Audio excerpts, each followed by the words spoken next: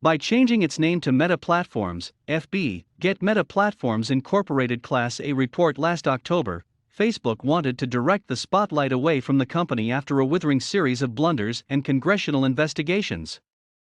But the Russian invasion of Ukraine immediately brought the spotlight back to the social media giant, which once again finds itself at the center of debates on a global political and geopolitical event. Basically, it's back to square one for Mark Zuckerberg's company, which has always wanted to be the place where the debate takes place and where people meet. But it's probably not the type of encounter of which Zuckerberg was thinking. From the first days of the Russian war on February 24, Facebook found itself under pressure from the Ukrainian authorities to block Russian outlets disseminating President Vladimir Putin's propaganda on its platforms. The company, which wants to show it has learned the lessons of its past controversial practices, reacted promptly by announcing it had detected and blocked Russian networks. The social media giant then banned access to Facebook in Europe from Russian state media and banned Russian entities from advertising on its platforms. The group has also refused Moscow's demands to relax all these anti-Russian measures. Moscow immediately blocked access to Facebook in Russia. The Californian firm did not comply and doubled down in the opposite direction. If Facebook did not say that it took sides with the Ukrainians, its actions spoke for the group, which thus seemed to want at all costs to be on the side of the majority of world opinion.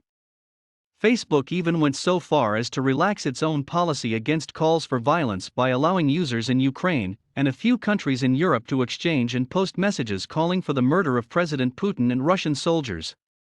This from the company which declared in 2018 that it was against violence. It is therefore a new Facebook, which agrees to be used as a weapon for violence. The fact is, if we applied our standard content policies without any adjustments, we would now be removing content from ordinary Ukrainians expressing their resistance and fury at the invading military forces, which would rightly be viewed as unacceptable. Nick Clegg, the new face and new voice of Facebook, defended the firm's position on Twitter. There is no change at all in our policies on hate speech as far as the Russian people are concerned.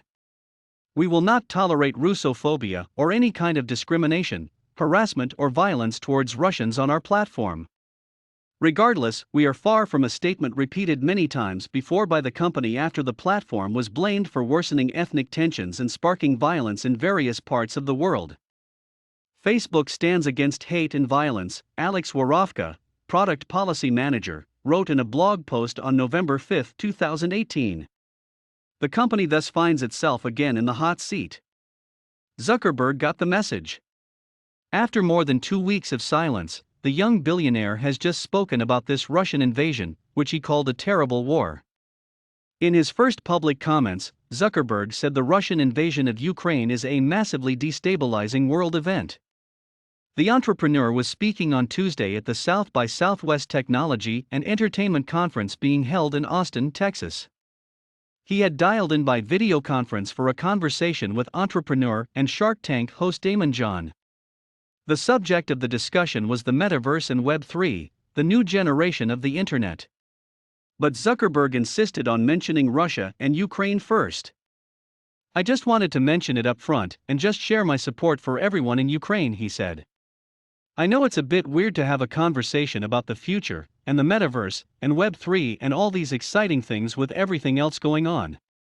It's really tough to find the right words that really mean anything in a situation like this," adding that the company wants to make sure its services are up and running in the region so Ukrainians can continue using them. In doing so, Zuckerberg has thus broken with his silence of the last few months, which was aimed at no longer expressing himself on political issues.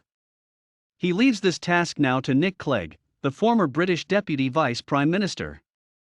But we have to believe that Zuckerberg will have a hard time putting new distance between himself and the controversies shaking Facebook, particularly about its content moderation policy.